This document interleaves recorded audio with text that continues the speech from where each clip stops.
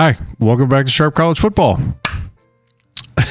If you've never seen one of if you have seen one of these before, not all beard guard settings are the same. So I've ended up shaving much closer than expected. Anyway, it'll grow back quickly. I'm excited. We're back to preview Alabama. I just got back from a little bit of a vacation off to Wyoming, the homeland, the real God's country. Anyway, I'm excited to be back and talk some college football. This is your first time tuning in. We're going to run through previewing the Alabama Crimson Tide today from an advanced stats perspective.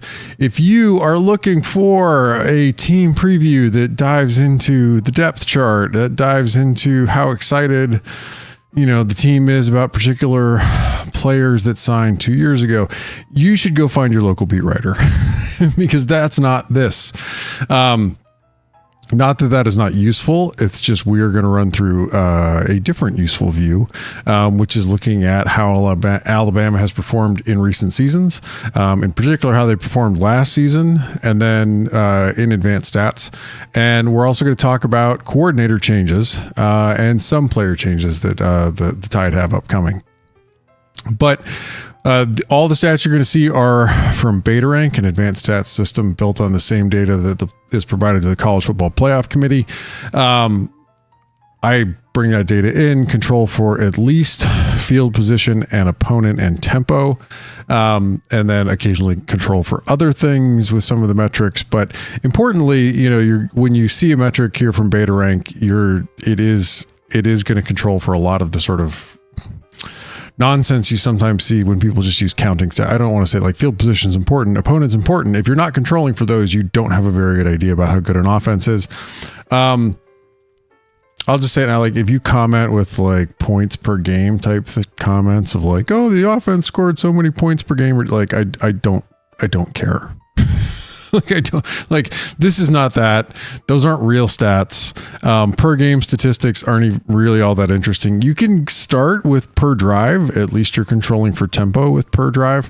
But you're still leaving a ton out. I mean, I think it's important to sit when we talk about statistics, when we talk about what teams are good at in college football, where you have such a wide variety of schedules and opponents, that you at least be able to, try to control for that. And we're going to do that. So, I don't know, make a good faith effort to understand where this is coming from. That's all I can ask. So as we run through here, I'll also use some advanced-ish stats. I'll call those out when I use them and tell you why I think they're interesting or important. But yeah, mostly we're going to run through, like I said, like from a real advanced stats perspective and not just, like Alabama scored so many points per game and, that kind of thing. Anyway, let's go ahead and get this started. So Nick Saban, of course, is your head coach. Undoubtedly, the best coach of our modern era. I mean, Nick Saban, I manage people. I have to make hires. Like if you're in a leadership position, and I say this because I think a lot of people who are in leadership positions don't do a good job at it. I think they don't necessarily understand what the key components are in it. And if you're in leadership, whether you are running your local franchise of whatever, or you are running a college football program, it comes down to two things. You are setting culture and making good hires. And Nick Saban's superpower, aside from setting good culture, and really having an incredible emphasis on recruiting that I think often masks some of what else he is really good at, because I think people just tend to focus on the recruiting because it's something they can sort of easily touch and understand. And the rest of it becomes sort of like more fungible, but is actually, I would argue, much more important is, like Saban is incredible at setting culture and making hires. I mean, in particular, if you look at what the sort of causes of college football entropy are, like some team rises to the top and then they come crashing down. What usually causes this? Hey, sometimes it's coach goes off to the NFL. That's not going to happen with Nick Saban. He's been there. He tried it. It didn't really work. He's a college coach. So he's not going anywhere. So then what are the other causes that can lead to college football entropy? And it's usually coordinator turnover. And Nick Saban's had ample coordinator turnover and has usually made really good hires. in replacing his coordinators. And that's made it difficult for sort of what I call entropy, or, it's made it difficult for him to come back to ground a little bit. That's a remarkable talent, but he's run into a little bit of trouble since he lost Steve Sarkisian. Offensively, they haven't been the same since Sarkisian left. And they really started to take off. I think people sort of attribute the early rise of Alabama's offense to Lane Kiffin.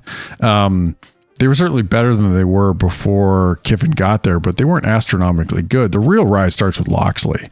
Kiffin's not in the same talent level as a play caller as Loxley or Sarkisian, I would say in particular. But Sarkisian with that Alabama offense really got them up to astronomical heights. That 20 Alabama offense was phenomenal. And of course, now he's off at the coach of the Texas. Bill O'Brien was okay, sort of like got back to more Kiffin-esque numbers as the Alabama offensive coordinator. They've really struggled, I think, on that side of the ball.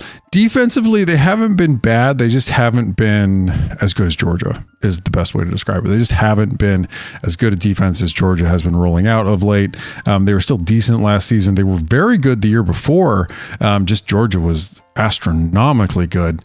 Alabama has come back to earth a little bit. They haven't, without the sort of like fantastic offensive numbers that they put up in the past couple of years, as well as, not having the kind of defense that could maybe make up for it. And they haven't had one of those in a couple of years, like really since like 2016.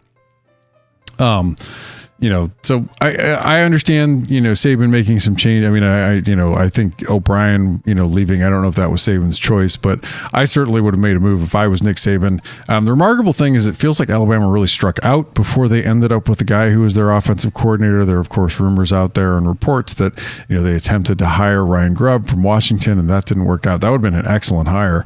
And instead they ended up much further down the list on who they got as their OC. We'll see how that's going to work out. I was shocked that Tommy Rees is Alabama's offensive coordinator. Anyway, Alabama was at number 3 in 22, number 2 in 21. Like when we talk about like the fall from grace of Alabama, they're just 3 seasons removed from a national title. And playing and putting together one of the best offenses we've measured in the advanced, in advanced stats over the last, I think I've got 11 years worth of beta rank data, 12 years worth of beta rank data, 12 seasons worth of data. One of the best offenses we've ever measured. But they've come down a little bit. They're at 18 overall in coaching and development. And this is just a reflection. I mean, this is heavily tilted to weight more recent results. And Alabama is not producing the kind of astronomically high offensive numbers and defensive numbers that they have in the past. That's going to pull them back to earth a little bit in the coaching and development numbers.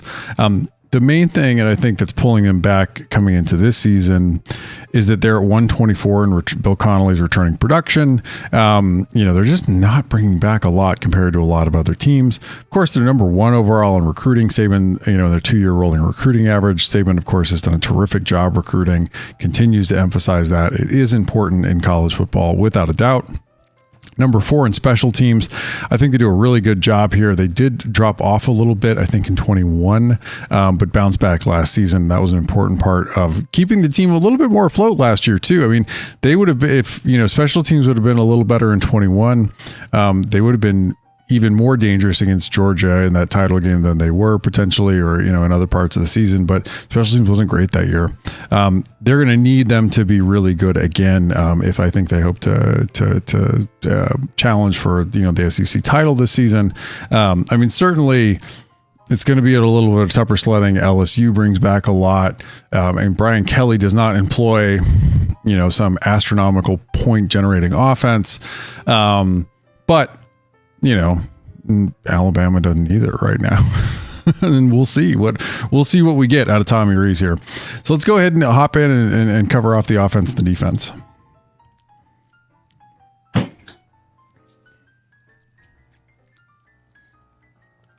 So offensively, Tommy Rees is your new offensive coordinator. They finished at number 7 overall in beta rank last season. That's a significant fall off, like I said, from where they were in 21.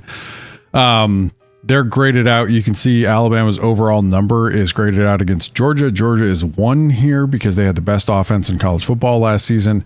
Alabama was roughly 80% as effective as Georgia's overall offense. That's a pretty 20% minus is a pretty significant fall off from how good Georgia's offense was last year. Drive efficiency, they did a pretty good job putting together long drives to be able to put up points. This is a number, though, that they're going to have to improve again. I mean, the best offenses in college football are really going to excel at drive efficiency, explosive drives, and negative drives. Those are three of the four most important components of beta rank. Play efficiency is a little less important of the core 4 beta rank metrics. Again, they did a pretty good job in explosive drives, closer to, the top explosive offense, which I believe again was Georgia last year. But definitely have some headroom to improve here. Play efficiency, this is yards per play, controlling for explosives, field position, opponent, all tempo, all of that. They did a pretty good job of putting up yards per play here. Negative drives, avoiding 3 and outs, avoiding turnovers, avoiding having the defense do bad things to you or, stubbing your toe coming out the gate. Number 12 here. This is an important one. Again, like these numbers, if Alabama wants to creep up here and get past where they were in number 7 overall, they're going to need to improve, like I said, on drive efficiency, explosive drives, and negative drives. These aren't bad numbers. Like at no point when you go through Alabama's numbers here do you think, like, does anything jump out at you? I mean, they're at number 17 in effective rush, number 10 in effective pass. They haven't been, and since O'Brien really took over, they haven't been as effective throwing the football around, of course, as they were under Sarkisian. There's some work potentially to be done there. Rees was an interesting hire. When he was at Notre Dame, he generally underperformed the talent level with the Irish as the offensive coordinator. He is a bit more of a darling. I would say, like, the tape watching community likes Rees, what he does, more than Advanced Stats does compared to the talent level he had at Notre Dame. The offenses he put up, which were generally closer to 30 than 10, weren't very good. And I know a lot of people for a long time blamed it was Brian Kelly holding him back as a play caller. Of course, Kelly wasn't there last season. Rees could have done whatever he wanted with a defensive-minded head coach in place, and didn't really deliver. I was shocked to see Tommy Rees hired at Alabama, shocked that it went that far down. There's a lot of talk, of course, that he brought Tyler Buckner with him, and that was the main reason he got the gig, is Alabama wanted an experienced transfer quarterback coming in. Man, Buckner wasn't very good. So, I don't know. We'll see with that. Just to give an idea of what Alabama is losing, I mean, I should say under O'Brien, they were at number 3 in 21 as well. There weren't any really great offenses, as I recall, in 21. It was Georgia's defense that was really the outstanding unit in 21. Last season, there were 2 really good offenses in college football. There was Georgia, and then there was Tennessee. They got over the 2 mark in beta rank and the overall offensive score. Alabama was a considerable space back from that. Bryce Young was at 64.5% completion percentage, 8.8 per. In modern college football, you want to have a completion percentage near that 65 range. You could argue that maybe like 63% completion percentage is really like the Mendoza line in college football. Getting 8.8 per tells you he's completing passes at a high rate as well as getting it down the field. That's a really good sign for the offense. The likely candidates to replace him, of course, are Buckner, who's at Notre Dame, 55% completion percentage in the Irish offense, 7.8 per. Jalen Milroe, who got some playing time mainly as the backup last season, 58.5% completion, 5.6 per. Ty Simpson's also hanging around along with 2 freshmen who Alabama signed this season. I expect a fairly wide open competition, but that said, it is probably going to come down to Buckner or Milroe would be my guess. I don't know. I mean, like if you want, I'm sure people will come back and say like, oh, it's going to be this guy. More power. If you have inside information, post it in the comments, man. The line last season was all right. 2.8. This is a Football Outsiders line yard stats, 2.83 line yards. This is an attempt. It is an imperfect stat. It does not fully control for everything you would like to control for, but it is better than nothing. 2.3 line yards attributed to the offensive line. That ranks at number 34 overall on rushing plays. They had a 5.4% sack rate. That's really more of a quarterback stat. Sacks are more of a quarterback stat than they are an offensive line stat. Young, I think they did emphasize him holding onto the ball to get the ball down the field. Unsurprisingly, when you do that, sometimes you are going to take more sacks. They graded out number 53 overall there. It would not hurt. Their negative drives number would probably improve if they got that sack rate down. And also like it ran the ball a little bit better. 17 overall, particularly when you had a really good running back, that transferred in from Georgia Tech, is a little disappointing, I would say. They're number 118 overall in returning production, 43% coming back. Returning production is more correlated with offensive production the following season than is recruiting. It's flipped for defense. Recruiting is more correlated with defensive production, but not a good sign. New offensive coordinator coming in that I don't have a lot of faith in, and I don't think a lot of people that really follow in advanced stats really have a lot of faith in Tommy Rees. And then you have not a lot of experienced players coming back. It'll be interesting to see. Maybe Rees totally blows away my expectations. But what we've seen so far, and he's got a track record as the offensive coordinator at Notre Dame, is he generally has underperformed the talent that he has. Not necessarily the hire I would have made, but if you're an Alabama fan and you want some silver lining here, Mike Bobo is back at Georgia. He is not anything like the play caller that Todd Monken was. And at LSU, you still have the Brian Kelly offense there. So those guys are not going to put up huge. I mean, the only offense in the SEC that is potentially going to put up huge numbers is that Tennessee offense with Heupel, which is consistently good. I would expect to be really, really good again. Of course, Tennessee's weakness is their defense, and we'll see where that defense shakes out, which has been improving over the last 2 seasons, shakes out this season. Maybe you can talk yourself into Kentucky. Liam Cohen was really good his 1 year at Kentucky as the OC, and he's back this year. But it shouldn't be over. It's not going to be like a murderer's row of offenses out there in the SEC this coming season. Alabama is going to be one of many teams that has a pretty proficient offensive coordinator and should have better players than nearly everyone on offense, maybe except Georgia. It should be a recipe for being very competitive and near the top, right? It should be. Tommy Rees shouldn't be that bad. If he is, you're in a lot of trouble. So there's Tommy Rees. You flip over the defensive side of the football, number 5 last season overall. Kevin Steele's your new defensive coordinator here. Pete Golding was your defensive coordinator in the couple years prior. They were number 2 in 21. I know a lot of folks really, weren't all that happy with Golding's performance. They did fall off from where they were the prior season. But Golding did put together a really good defense, of course, in 21. They were just outshone by that remarkable Georgia defense that happened to be that year.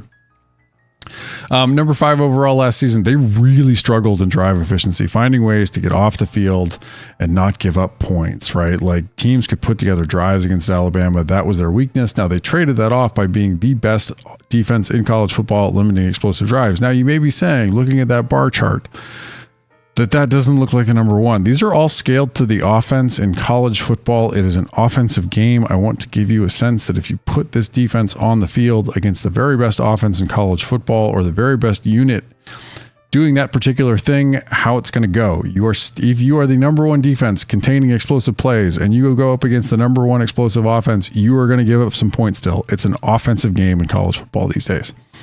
Number 5 at play efficiency, they did a pretty good job limiting yards per play outside of explosives. Number 10 in negative drives, they did a pretty good job forcing 3 and outs, forcing turnovers.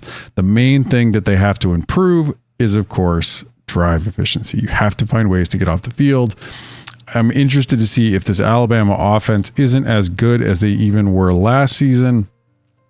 Alabama may have a little bit less of a field position advantage that they've often had in recent years. If you have a really good offense and you are the defensive coordinator, don't give up explosive plays, but you should absolutely be pretty good at drive efficiency because you should be able to find ways to get off the field and use the field to your advantage. I'll grant you drive efficiency controls for field positions. So the raw score, is going to reflect that. But the score is going to reflect that. Control in there. But anyway, Alabama needs to find ways to get off the field and not give up points. The main thing, and you can tell this sometimes in teams that often struggle in drive efficiency aren't often as good at defending the rush. 15 in effective rush versus number 6 in effective pass. They're going to need to clean up defending the run next year. That would significantly help this defense improve that drive efficiency number. If you're getting gashed running the football, teams are going to be able to put together long drives to put up points. Of course, I said Kevin Steele is your new defensive coordinator. He did a really good job at Auburn as the DC. I thought he did a good job improving Miami's defense there. Saban, of course, having faced him every year when Steele was at Auburn, is very, very acquainted with what Kevin Steele, brings to the table. I think it's a really good hire. I really think that Saban, the knock on Kevin Steele, the problem with Kevin Steele, of course, is that he might conspire with boosters to come after your job. He did that at Auburn and ended up out of a job. Then he ended up as a consultant at Tennessee. And then there were reports that he was sort of like scheming for the Tennessee job. Well, it was quite something. So when he got, getting, Saban hiring him, Saban's not at all worried about Kevin Steele coming for his job. That's absolutely ludicrous. So when you are as secure as Nick Saban is in his gig, you can go out and hire Kevin Steele and not worry and, not lose a wink of sleep at night. Like I said, I think it's a really good hire. I think Alabama's defense has a shot to improve on where they were last season, and they were pretty good last season. They're just gonna have to, like I said, clean up defending the run, and then that should on its own lead to better drive efficiency, but also like improved drive efficiency, better play calling, better execution, not giving up long drives. 27%. They created disruptive plays on 27% of plays last season. That was number 18 overall. That's a pretty solid number. 30% on third down. That was number 10 overall. That tells you teams that were often finding ways to get first downs when they were making long drives to put up points. They were often not finding themselves in third downs. They were getting first downs on first or second down and putting together drives.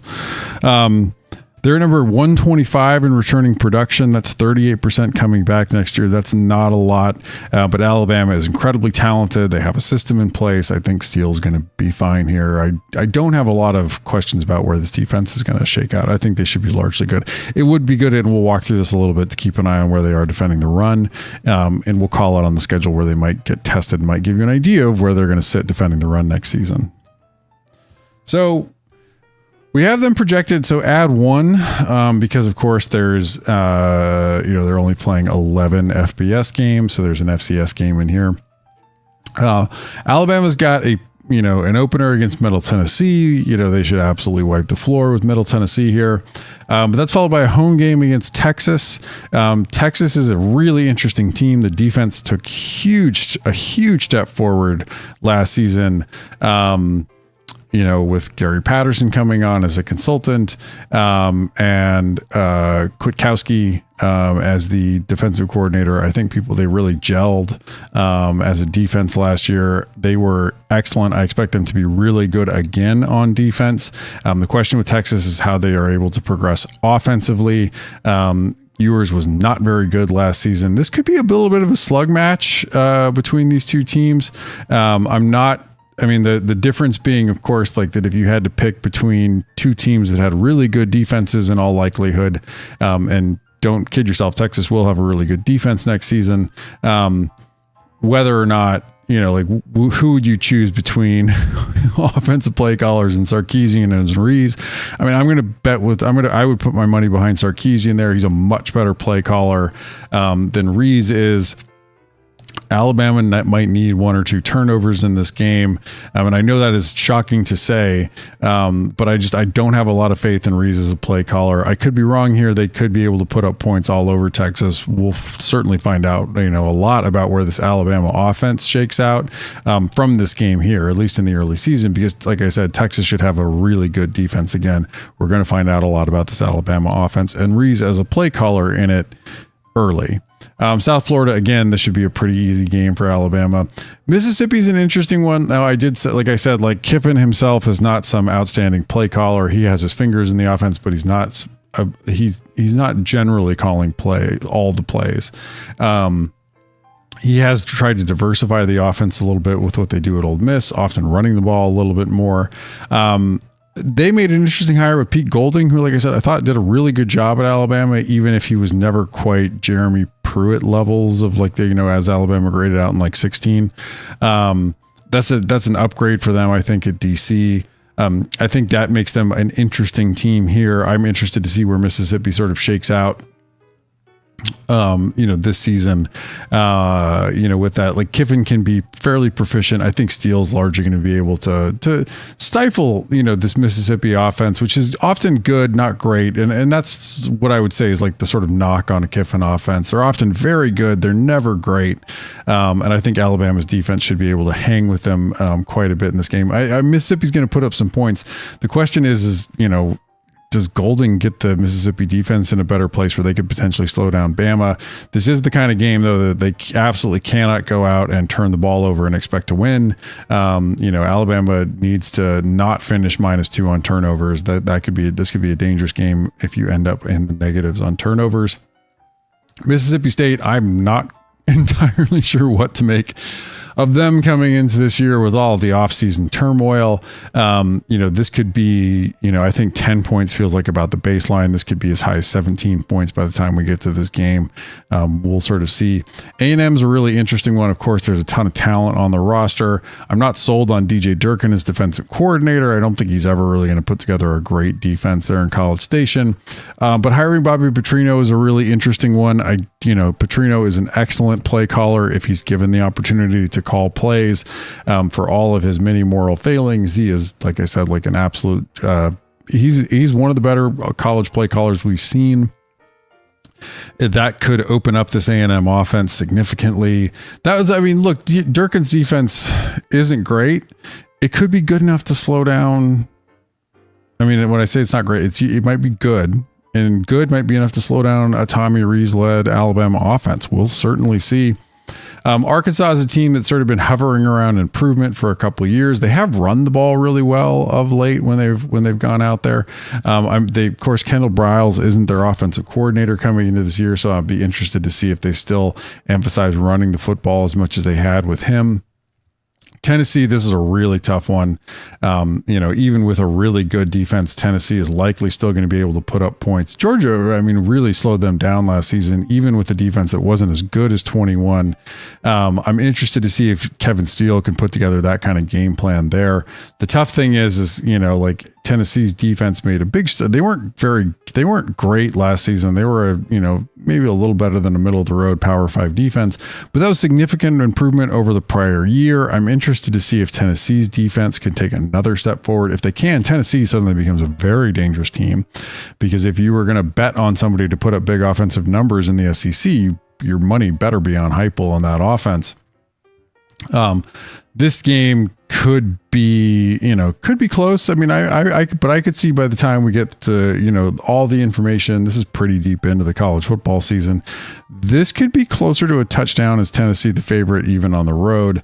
This LSU game could be a little bit of a slugfest. Like I said, I'm not sold on Brian Kelly's offense. We do have them projected, as a favorite here on the road at Alabama. The defense, I think, at LSU still has room for improvement. I do expect Alabama's defense to be better. This could be a little bit of a throwback to some of the old Alabama LSU games, like when Les Miles was at LSU. I don't know. Some of those seemed to, don't get me wrong. I enjoy watching really good offense versus good defense. I do not enjoy watching mediocre offense against very good defense. That is not fun to watch. I know fans will disagree. Some fans will disagree. Some fans just enjoy watching defense just overwhelm powerless offenses. I hope we don't get that here. Certainly LSU, while not being a great offense, has the potential to be quite, very good. We'll see where Alabama shakes out. I don't think that with Rees, they have the potential to be great. They might have the potential to be good, maybe even very good. We'll see. Kentucky, this is an interesting one to watch. Kentucky's defense took a step forward last season. They keep their defensive coordinator. In comes Liam Cohen, a really good offensive coordinator. His last go round went for 1 year at Kentucky before going and being the offensive coordinator of the Rams for the year. I think Kentucky has some upside with him coming back. This should be a fun, this is one to keep an eye on. Kentucky, I think, is an interesting team to keep an eye on in the SEC that has some potential upside. Auburn, of course, also has some potential upside with a new coaching staff in place. I wouldn't have hired Hugh Freeze for a lot of reasons, but other people don't have those scruples. Should be an improvement over what Auburn was under Harsin for sure.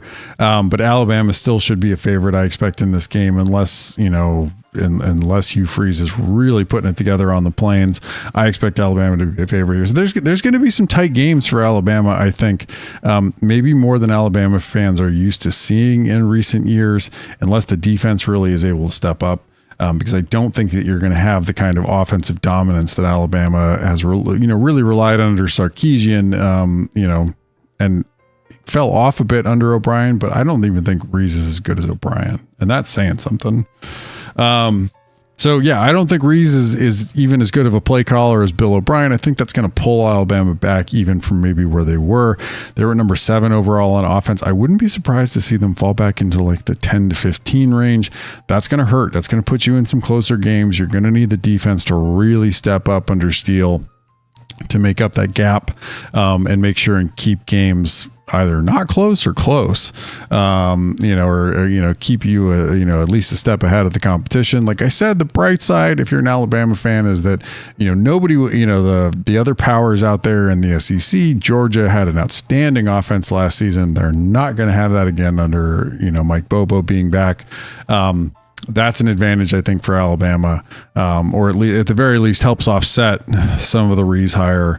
And you can argue, I think, and I would argue that, LSU's not going to put up massive offensive numbers either. So that really leaves, if you were going to, put money on somebody being able to like distance themselves from what might be a little bit of a tight pack, I think, within the SEC, it might depend on Tennessee's defense coming in the next year. Cause I think Tennessee can still put up huge offensive numbers. Now look, you can talk yourself into Georgia. I think Georgia defensively could put up numbers as good as they put up in 21. And put up some very good, not great, but very good offensive numbers as well with Bobo.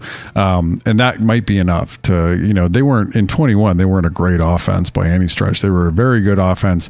If they could pair that with the kind of defense they had in 21, again, they'll be fine. But Tennessee might, again, be a little closer, because I do think Tennessee is going to still put up great offensive numbers coming into this year. And I think the defense could be better as well. So that's it. We get Washington next. Washington is such a fun team to preview. I'm really excited to preview them. With Washington, it's all going to depend on potential defensive improvement, because the offense was excellent last year. The defense was very bad and should improve. By how much is going to be but you could say that about a good amount of the Pac-12, where there was not a very good, there were not any really good defenses last year. Other than Oregon State. I take that back. Other than Oregon State. Anyway, let's go ahead and close this out. So I will try to get to Washington maybe tomorrow if we're lucky. So I'm Rob Bowron, the econometrician behind BetaRank. You can find all the stats you just saw and a lot more at sharpcollegefootball.com. You can find me at BetaRank FB. I'm sort of committed to at least responding to tweets once a week. Twitter's horrible. At Sharp College Football as well. We have a Pac-12 podcast at 12 Pack Radio. You can find the back episodes of that at sharpcollegefootball.com/12 Pack Radio. We are supposed to be restarting that come Monday of next week. Anyway.